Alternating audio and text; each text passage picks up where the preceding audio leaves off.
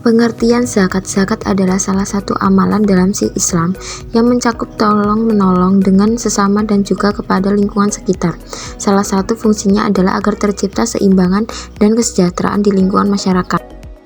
Zakat profesi adalah zakat yang wajib dikeluarkan dari penghasilan atau pendapatan yang diperoleh seseorang melalui pekerjaan atau profesi tertentu, baik sebagai pegawai, karyawan, wirausaha, atau profesi lainnya. Zakat ini merupakan bagian dari zakat mal atau harta yang dikeluarkan untuk membersihkan dan mensucikan harta yang diperoleh dari usaha atau pekerjaan. Zakat bukan sekedar mengeluarkan uang. Ketika seorang berzakat dan mengeluarkan sebagian hartanya untuk diberikan kepada masyarakat yang membutuhkan, ini merupakan salah satu bentuk kontribusi sosial yang dapat membantu perekonomian masyarakat.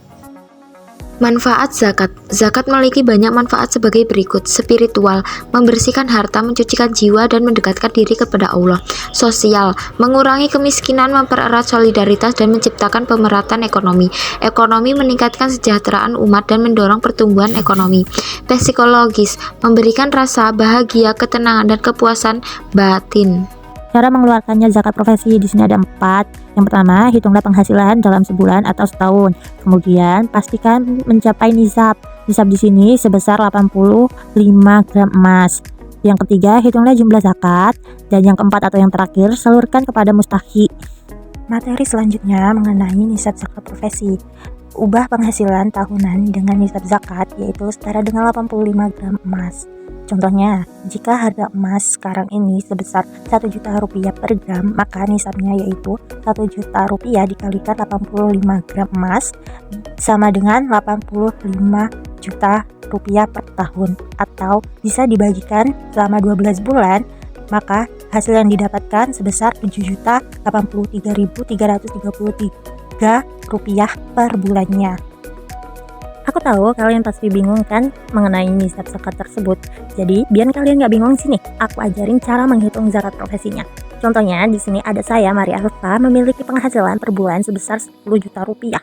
Dan zakat yang harus diberikan atau dikeluarkan sebesar 2,5%. Maka 2,5% tersebut dikalikan dengan 10 juta sama dengan 250.000 per bulan. Maka zakat profesi yang harus aku keluarkan sebesar 250.000 per bulan.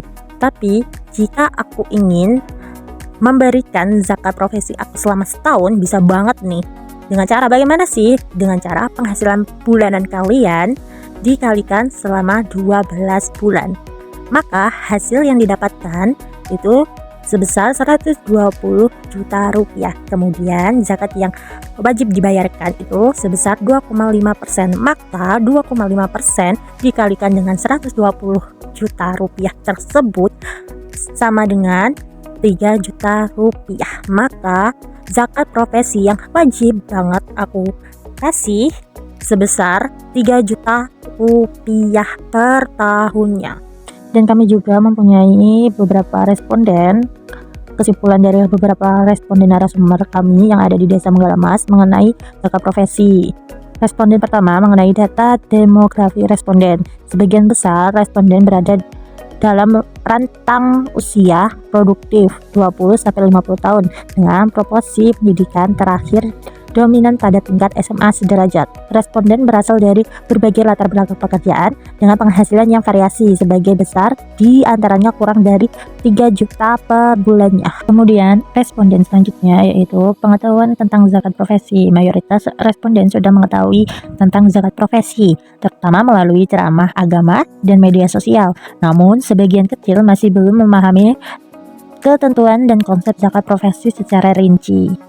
Responden yang ketiga, sikap terhadap zakat profesi. Mayoritas responden berpendapat bahwa zakat profesi itu wajib dan setuju bahwa zakat profesi dapat membantu mengurangi kesenjangan sosial. Tingkat kepuasan terhadap sosialisasi zakat profesi oleh pemerintah dan lembaga zakat masih bervariasi, dengan beberapa responden merasa bahwa sosialisasi kurang maksimal.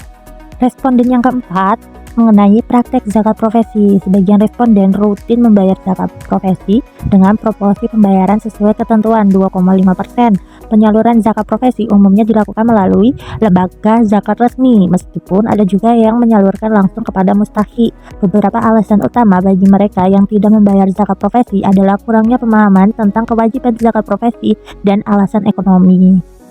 Yang kelima atau yang terakhir, ada saran dan masukan dari responden untuk pemerintah dan lembaga pengelolaan zakat untuk meningkatkan kesadaran melalui kampanye yang lebih masif di media sosial, penguatan ceramah agama, dan program edukasi zakat berbasis komunitas, dan untuk lembaga pengelolaan zakat memperbaiki transparansi pengelolaan dana, meningkatkan kemudahan akses pembayaran, serta memperluas jangkauan sosialisasi dan pelayanan zakat.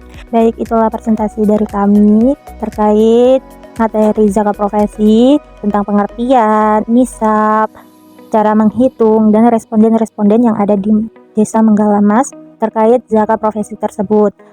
Kurang lebihnya saya mohon maaf. Kami akhiri. Wassalamualaikum warahmatullahi wabarakatuh.